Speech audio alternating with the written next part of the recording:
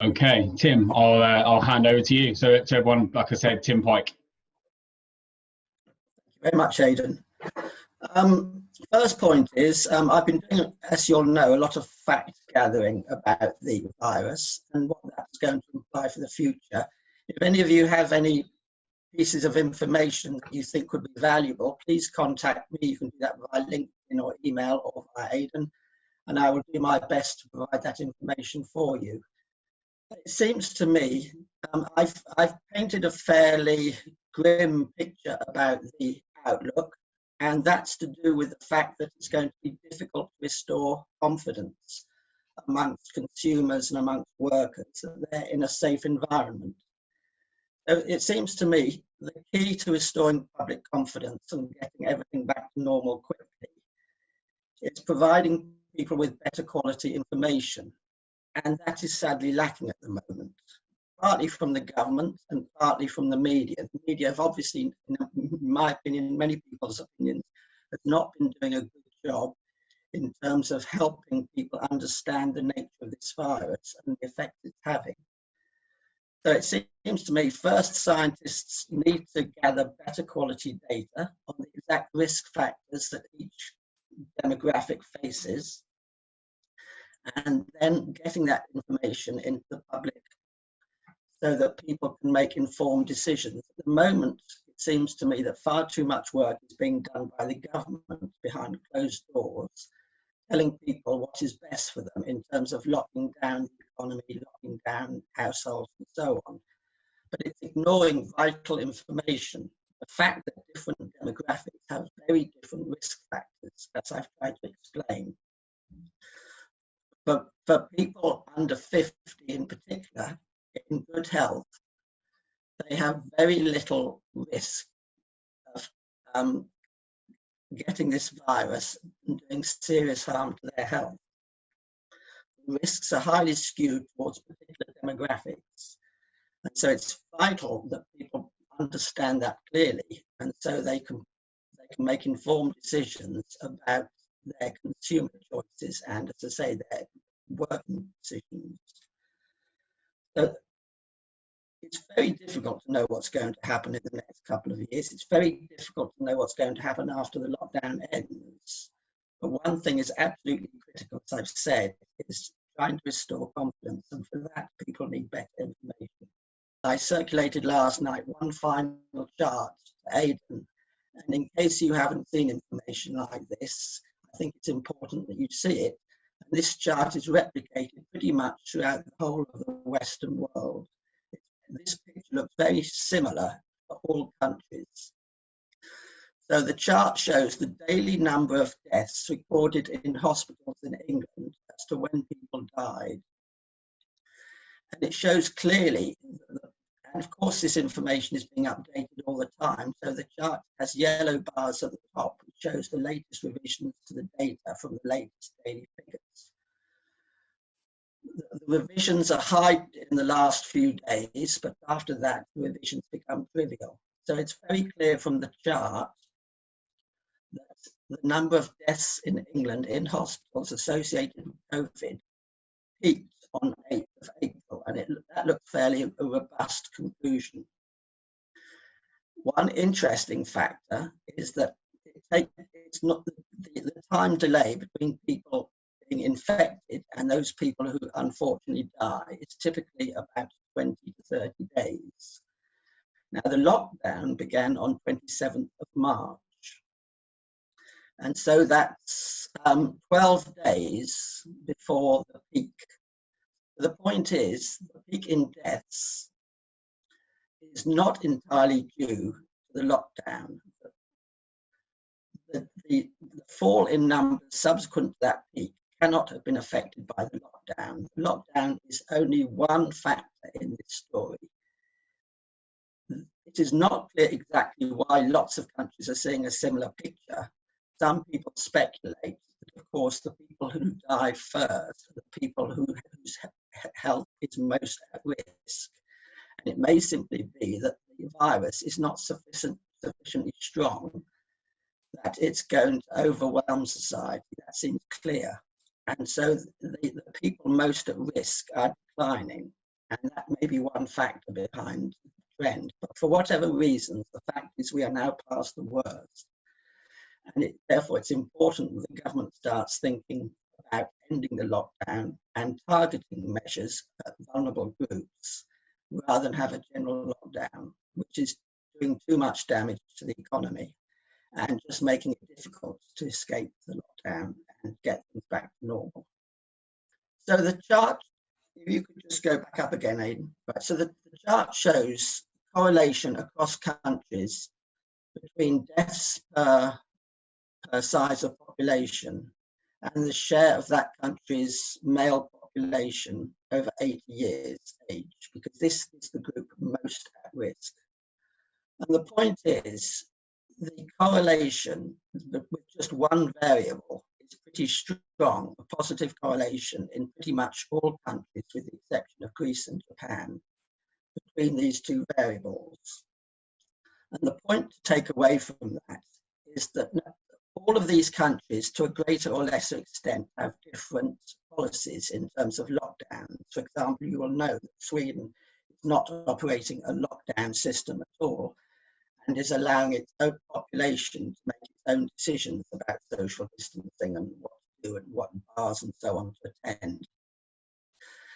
And yet the data for Sweden and the UK are remarkably similar. They are both very close to one another in terms of these numbers.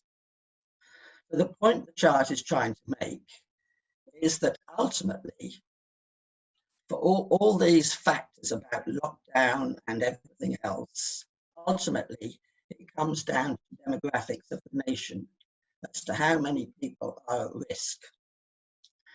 And age of the population is a key variable. So Italy, of course, we're all aware of Italy and Spain and all the terrible tragedies that have been announced there.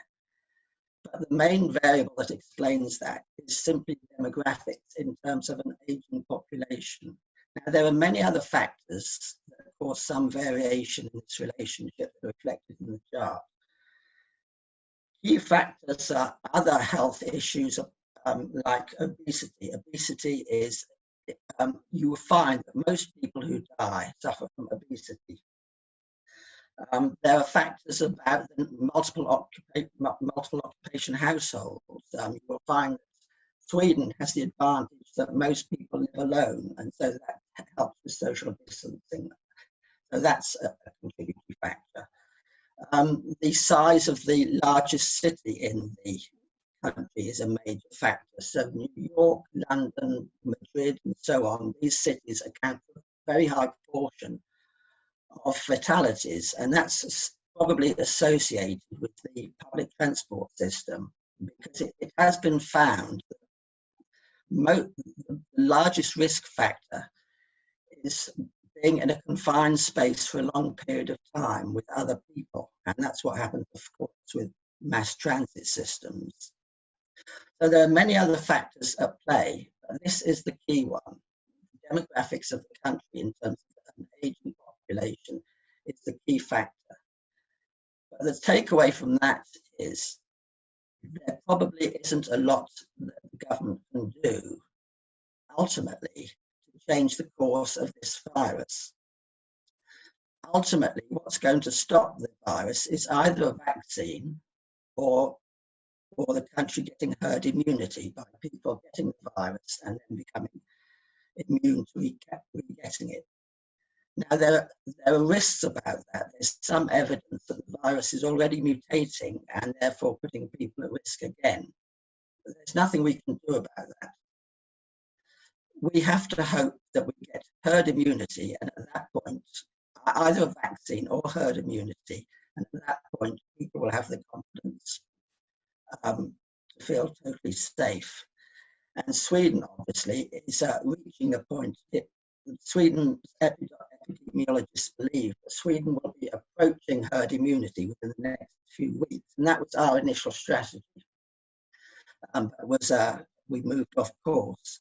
It seems to me, though, that because, as I've said, this disease targets particular demographics, particular groups, it doesn't make a lot of sense to have a one-size-fits-all all lockdown strategy affecting everybody, particularly as the message is to stay at home.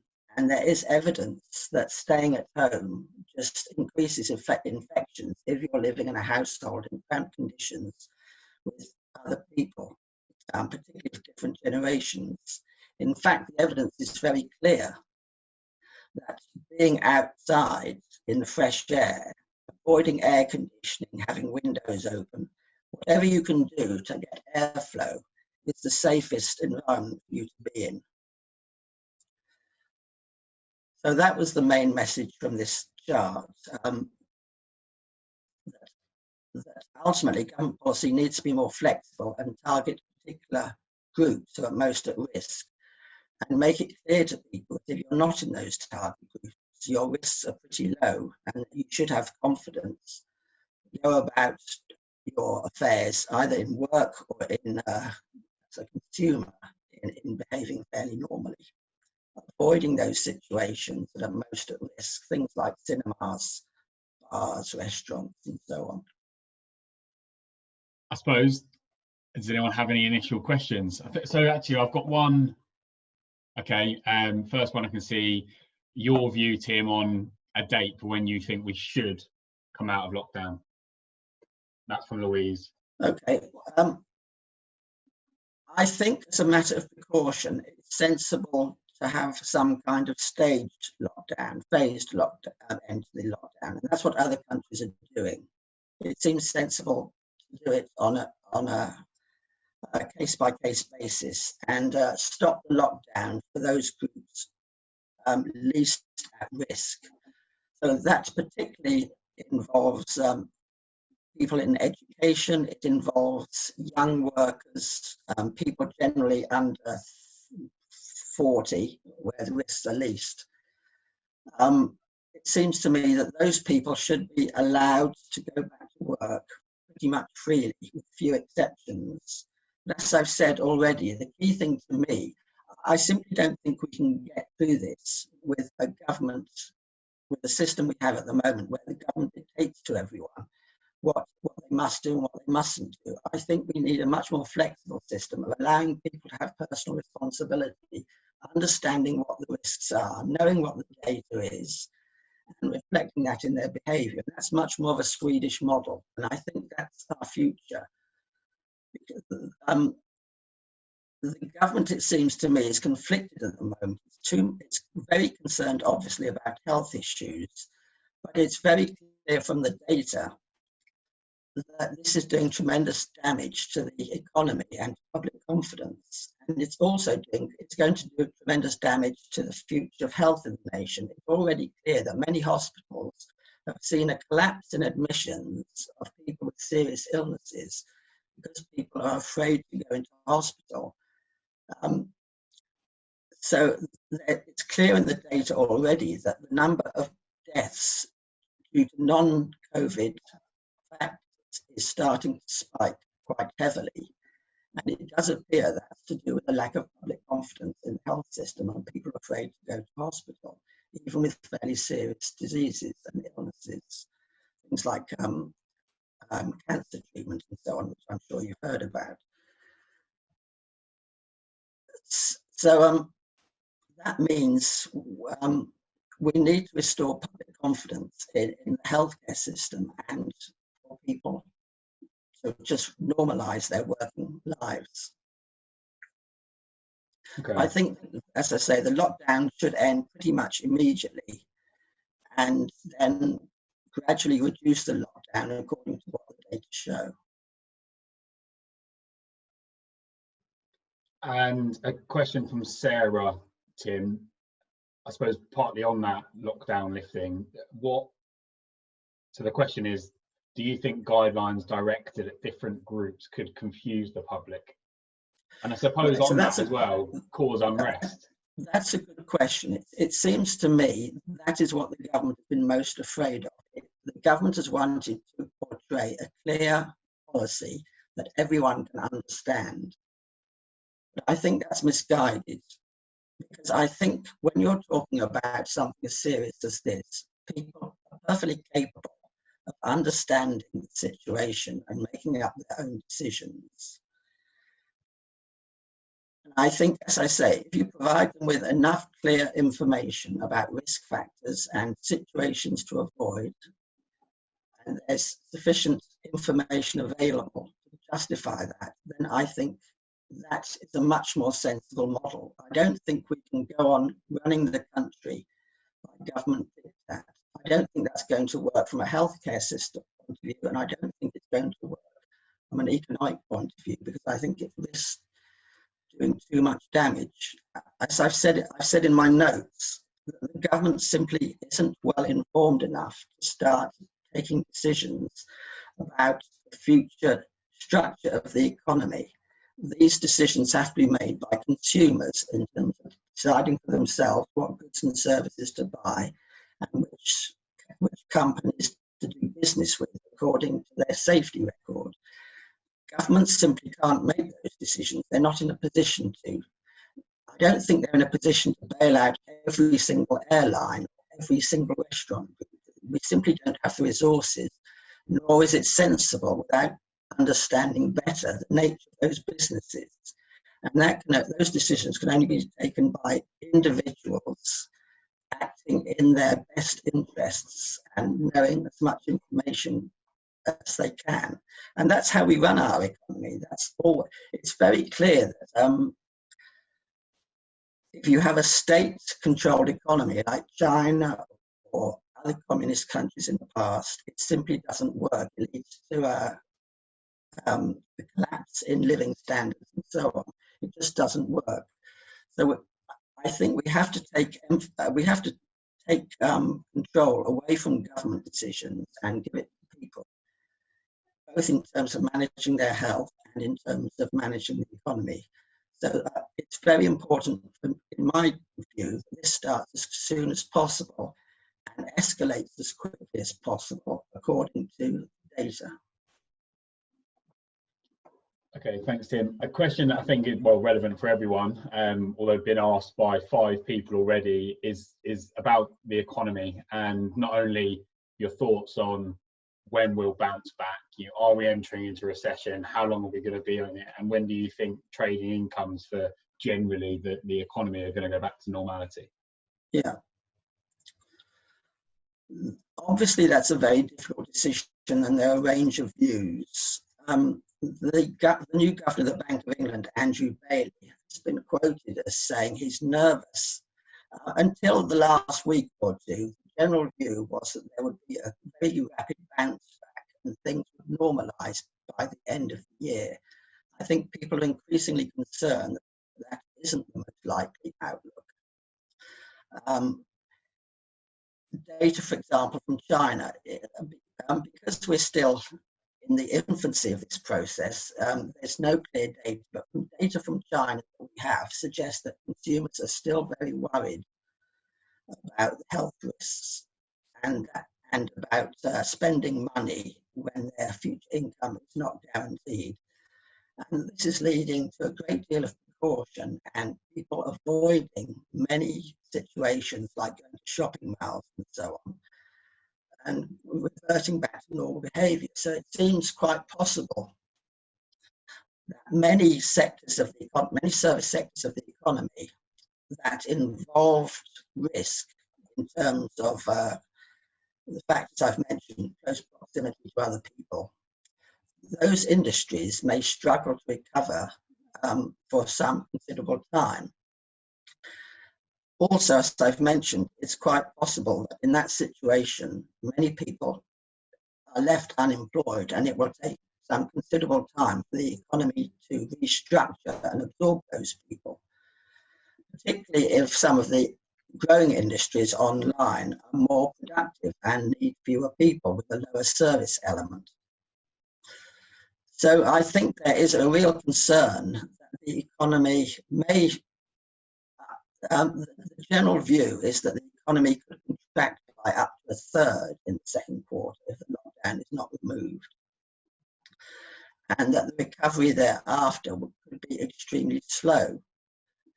Now, the trouble is, of course, the economy is not sufficiently robust. Businesses do not have sufficient cash reserves in order to sustain that kind of loss of income. And the consequence of that obviously will be increasing redundancies and rising unemployment and increasing pressure on government resources. One of the problems we face in society across the West is that we haven't recovered sufficiently from the financial crisis, so that households, governments are left with high levels of debt, which are only sustainable and serviceable given a robust economy.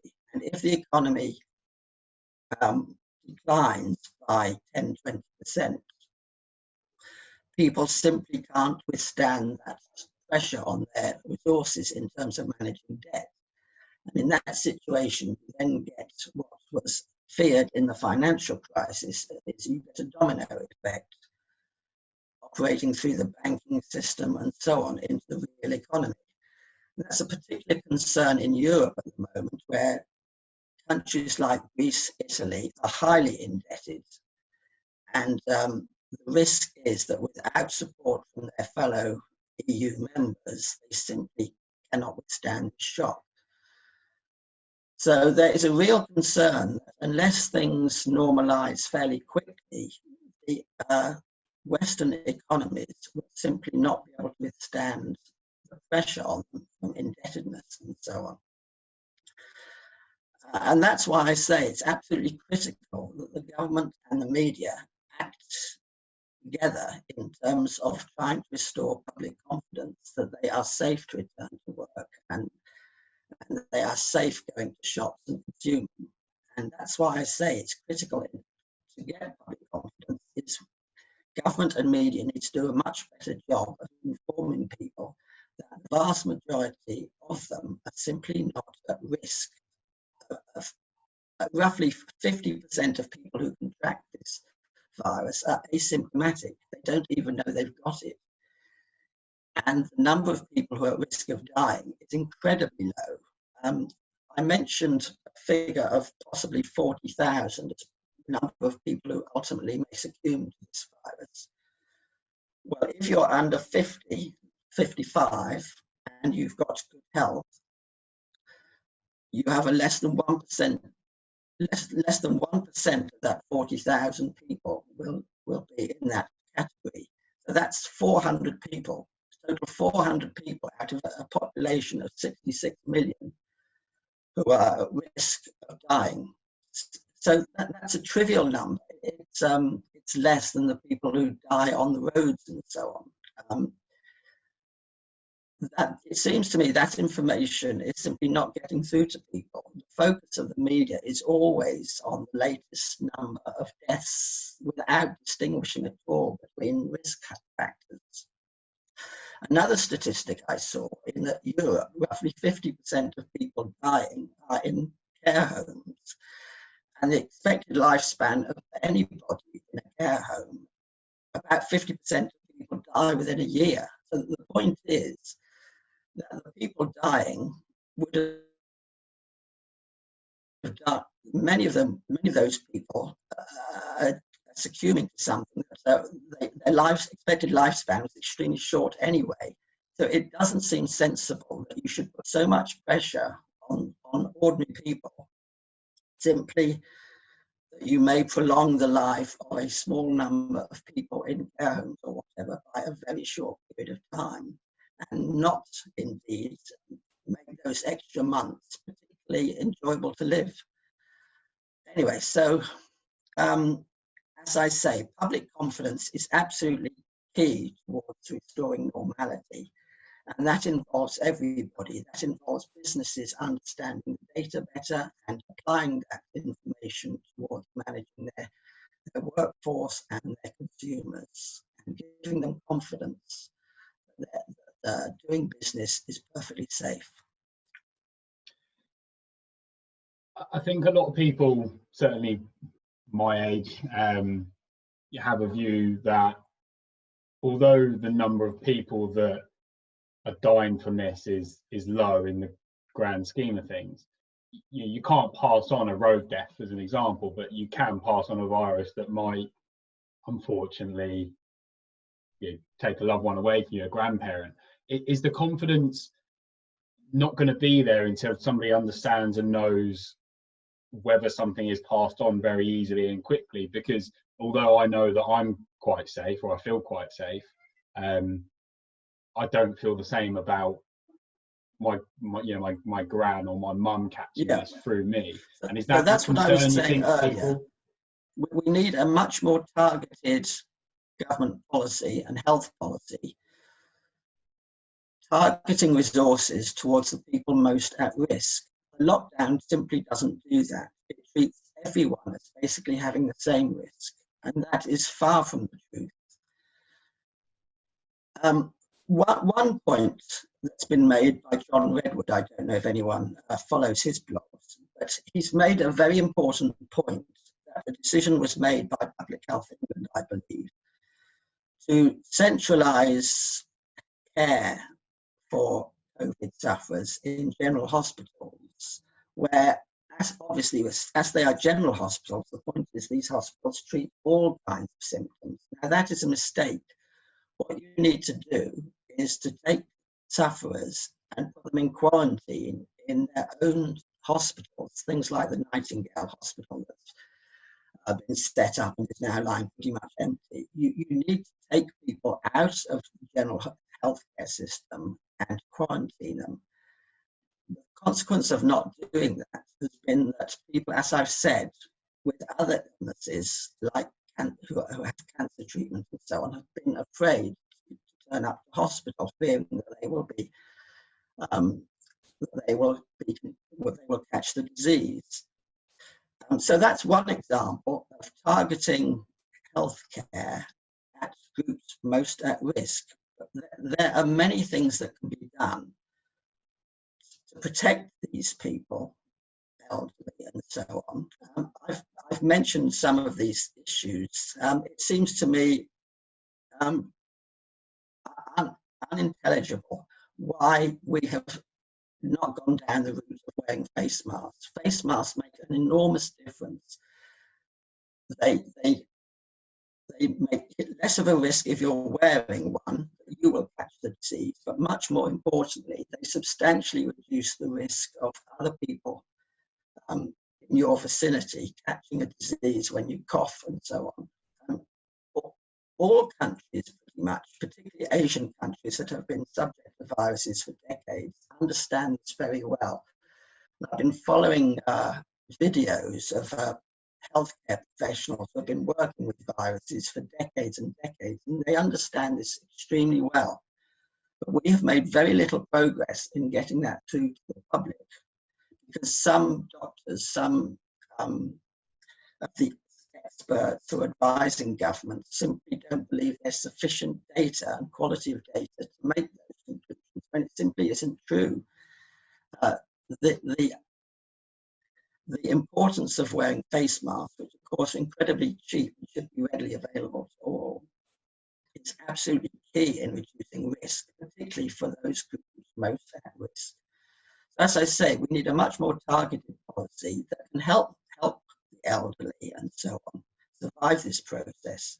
But you don't do that by having a general lockdown, which affects people who pose no risks to themselves or society.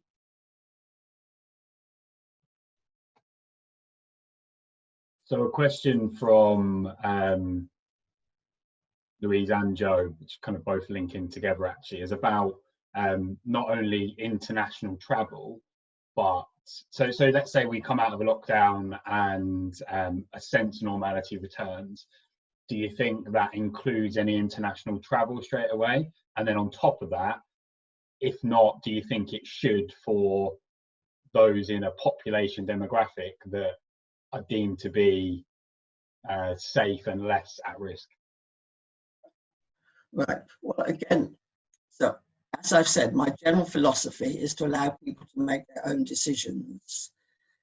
And only then can government take action to support businesses that are sustainable.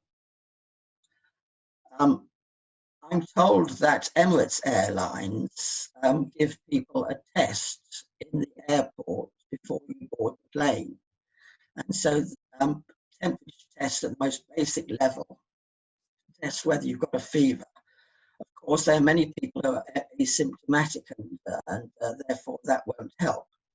But my point is generally that businesses need to be proactive and to try and implement policies that give confidence to consumers. And as I say, that's starting to happen. Emirates Airlines is an example. But I'm not in a position to judge what are the most sensible policies that each industry can take in order to restore public confidence. But being proactive and doing things to restore that confidence is crucial in all sectors. As I say again, it's also a question of understanding which situations pose the most risk. So air conditioning, a system that results in the recycling of air, like an air conditioning system in a plane, it's dangerous. I don't think anything can be done about that, but it's therefore absolutely critical that if all passengers on an airplane are wearing face masks, that's absolutely mandatory. And spacing obviously is a good idea too.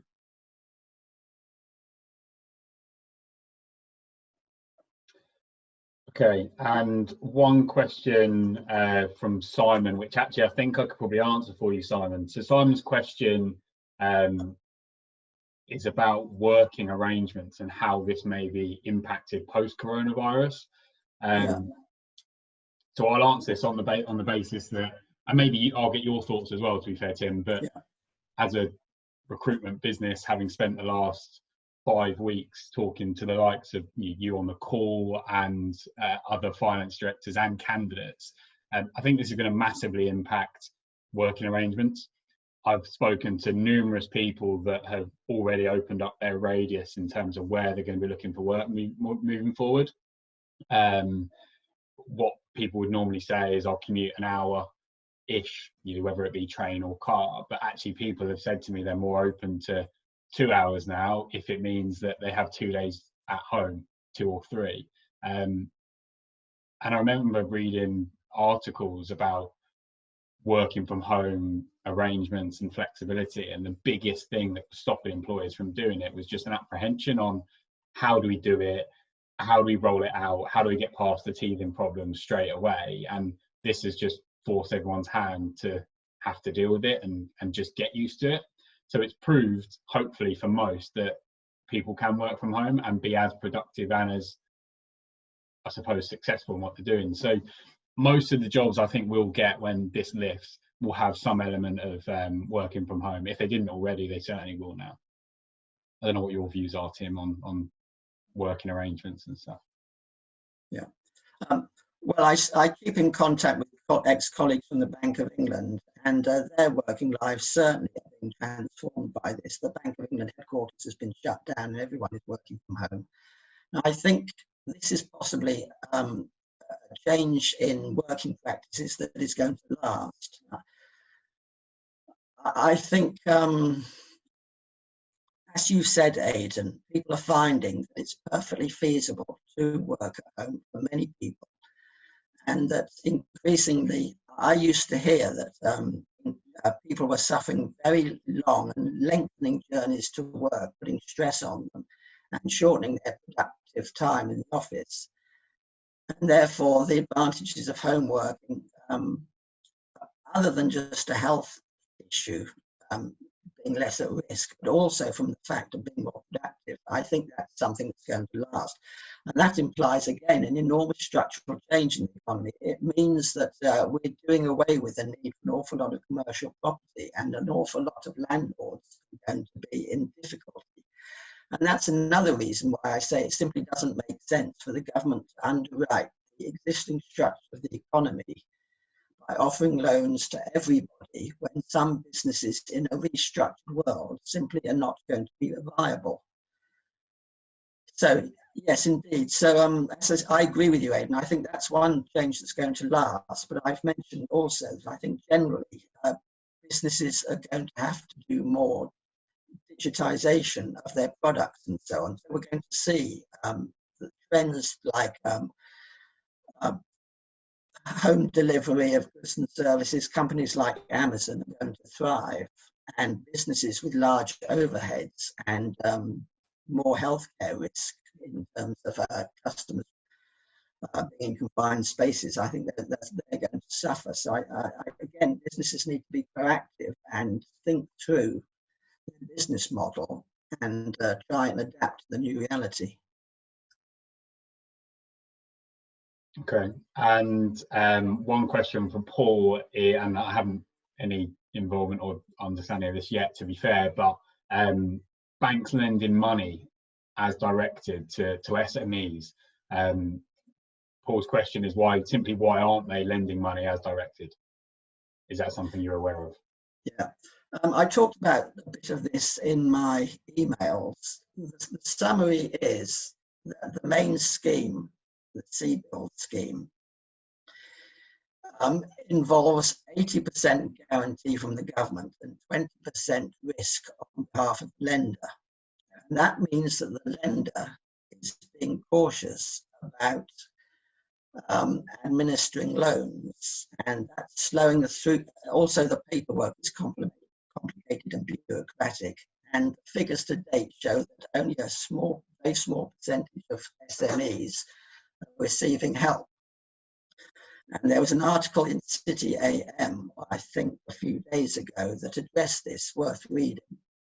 And they made the point that other countries like Switzerland have a very different system where government underwrites 100% of the loan, and by taking the risk away from the bank, it means the bank is simply the administrator of the scheme, and therefore loans are processed much more quickly, and help is got through to the SME much more quickly.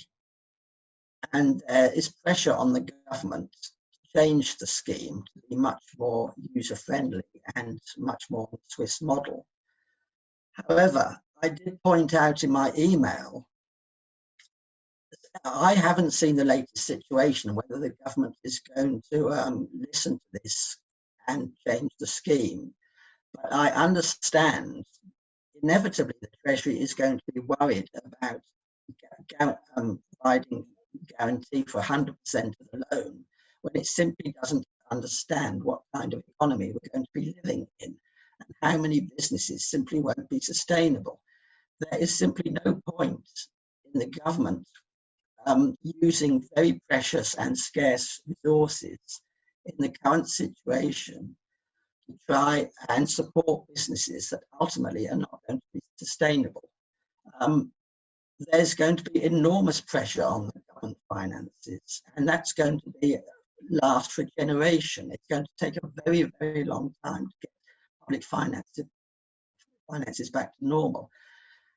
And the government needs some radical thinking. It should have done this in 2008, but all public sector workers need to have a significant cut in remuneration and pension rights, for example, to put them on the same footing as the private sector. But anyway, the point is, given the pressure on resources, I simply don't think it's a good idea to have a blanket grant to all businesses. Indeed, the Bank of England system of providing loans to large businesses makes it clear that businesses have to have been in a strong financial position before they will accept taking commercial paper and giving loans to companies. So, for example, I think EasyJet has received a £500 million loan from the Bank of England, but possibly other airlines are more at risk. So anyway, this is a real difficulty, conundrum for government, and I don't know which way they're going to go. But I think the reality is that the amount of money being released to SMEs will not be as quick and as generous as you would like.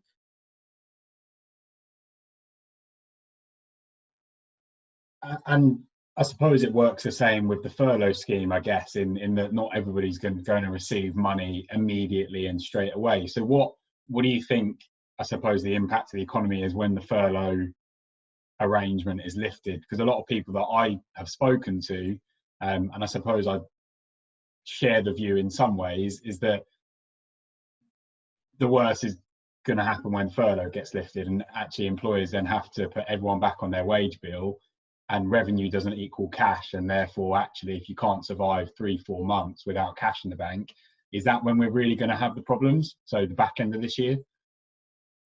Yes, you make a good point. I think that is going to be a problem. I think there's also an article in the Telegraph today that mentions the problem that many people may find that they are simply not incentivized to return to work. They regard the government subsidies as being free money that has no consequences. Well, of course, we don't live in such a society. The government cannot sustain this support for very long. Anyway, yes, I agree with you, Aidan. The general point is that we are not normalizing things as soon as we come out of the lockdown. Getting out quickly will help, but the problems of the economy are going to be long lasting. And it seems to me, as I've said, basically that only a dynamic system of allowing the markets to allocate resources most effectively and taking account of consumers' decisions and so on will help us get through that process. I don't think government diktat is going to be the answer. I don't think too much government subsidy, too much government grants and so on to business, trying to maintain the status quo is going to be helpful. Okay. And for those industries that are thriving now, do you think there should be a refocus on investment to try and stop the economy from entering into recession? So agriculture, pharmaceutical, manufacturing, should there be a big reinvestment there? Yes, I think that will happen naturally to reflect the changing structure of the economy that I've talked about. One thing has struck me. I'm not an expert in the agriculture sector, but I do know a bit about it, and it's very clear that the Netherlands has been extremely proactive. It's a tiny country, but it's been incredibly proactive in investing in much more productive, efficient techniques for growing fruit and vegetable, using hydroponics and so on. And that's an absolute case study of what other countries, what we must do. It seems to me that I've mentioned there are many products where we need to be self-sufficient in. We can't be entirely self-sufficient in food, but we can do a much better job than we're doing. And investment in more productive techniques for fruit and vegetables and so on is definitely something that needs to be done. The whole agenda that we've lived through in the last 20 years or so of globalization, of assuming everything will be fine if we just have free trade with the rest of the world, that simply isn't going to work. That was never the case, that we had free trade with countries like China or even Germany, who pursued very nationalistic approaches towards trade. But we simply can't rely on companies like China to provide us with medical equipment and other goods and services when we need them. We need to be much more self-sufficient in many goods and services that are absolutely essential in times of stress. And so that at least provides one positive in terms of restructuring the economy. There should be many opportunities for governments to support those industries in increasing production and becoming more efficient.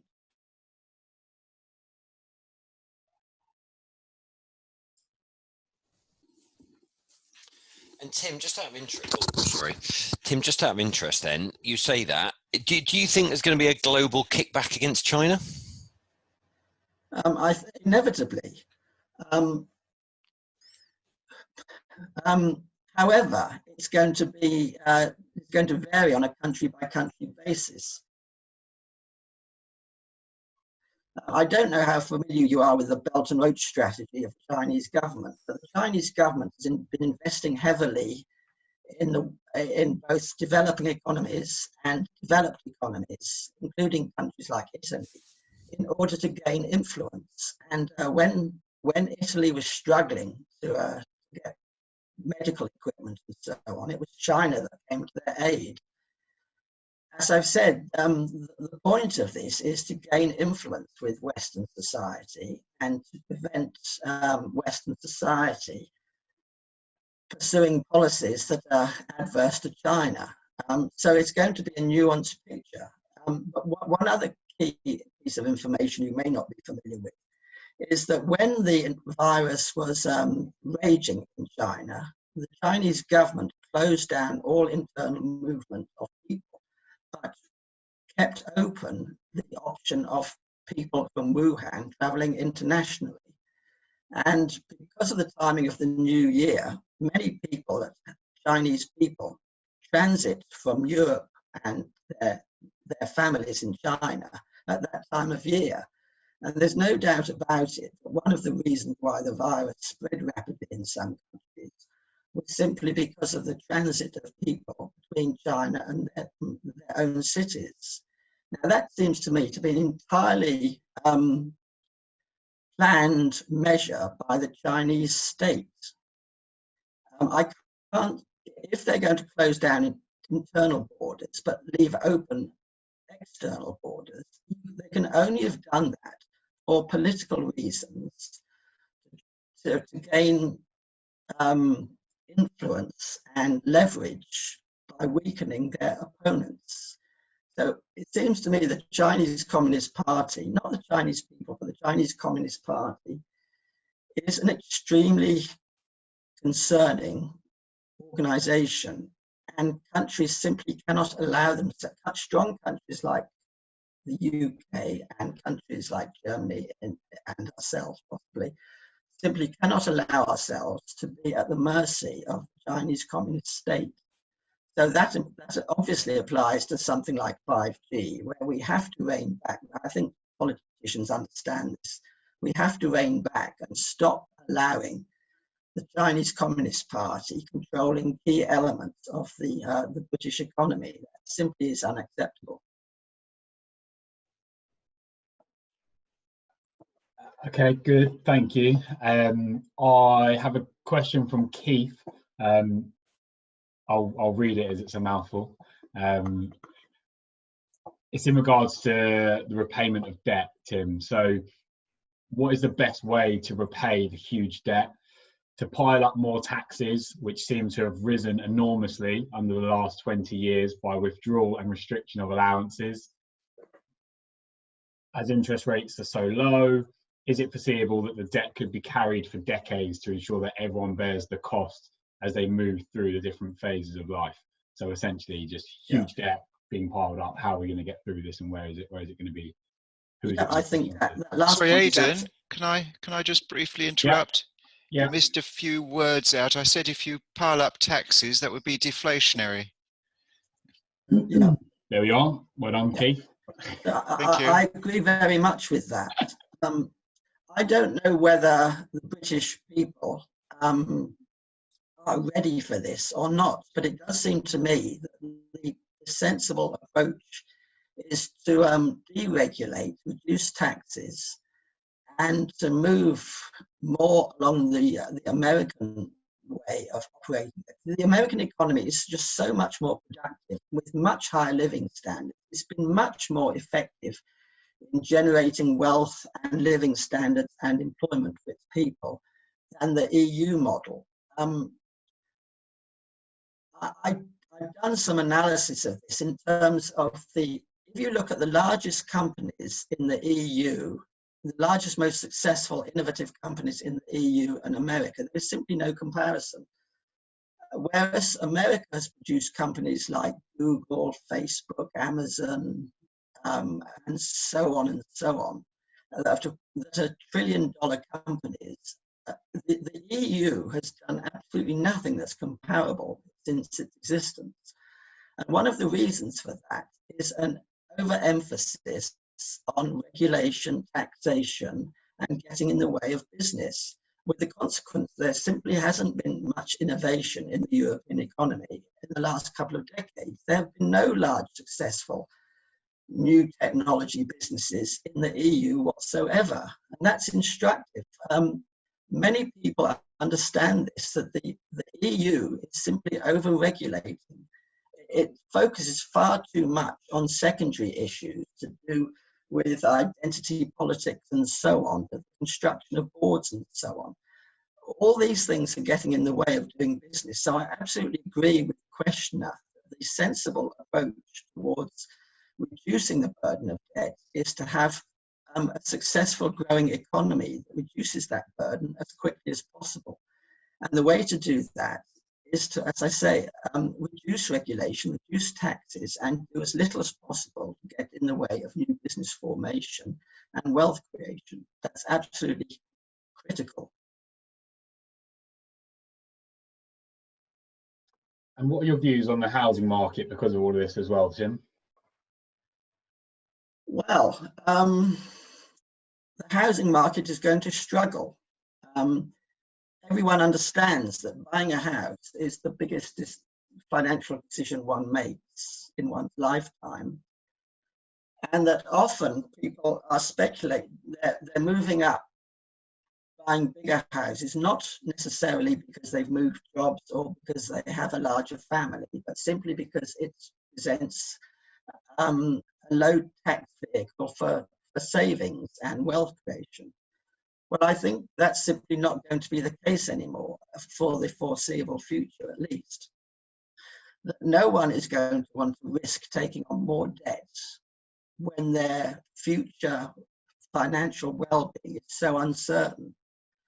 So I think the housing market and house builders are going to struggle for the foreseeable future.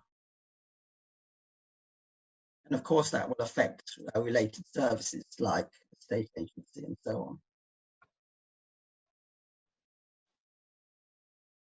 Okay, great. Thank you, Tim. Is there any more questions from, oh yeah, one more come through, Louise. Okay, so what do you think will happen with buying and selling of businesses, particularly recruitment costs? I guess you mean costs, Louise? Let me unmute you. In fact, Louise, you can ask the question. So Tim, thank you very much. Very interesting. So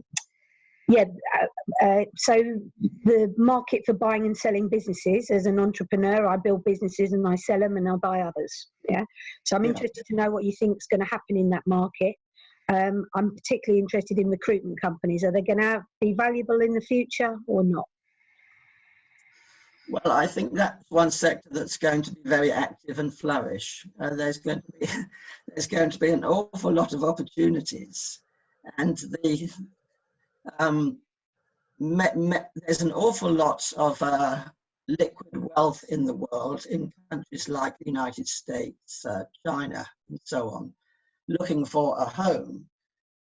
And the UK remains an attractive, relatively less regulated place for doing business, and no doubt it will attract an awful lot of overseas capital into areas where the existing incumbents simply are struggling financially, airlines and so on. So this is going to be a very active sector, but the critical thing is informed, intelligent investing decisions, which is going to be incredibly difficult. But there will be tremendous opportunities. Many assets will be at knockdown prices, but it's up to investors to make the right decision to see what's a viable business with a sustainable future and whether they're paying an appropriate risk-adjusted price for it. Anyway, as I say, I think throughout the West, throughout the EU in particular, an awful lot of businesses are going to struggle, and there's going to be tremendous investment opportunities. Thank you. Perfect. Thank you, Tim. I think, as always, insightful views and thoughts, and always interesting to get your views on these topics. So I massively appreciate that once again.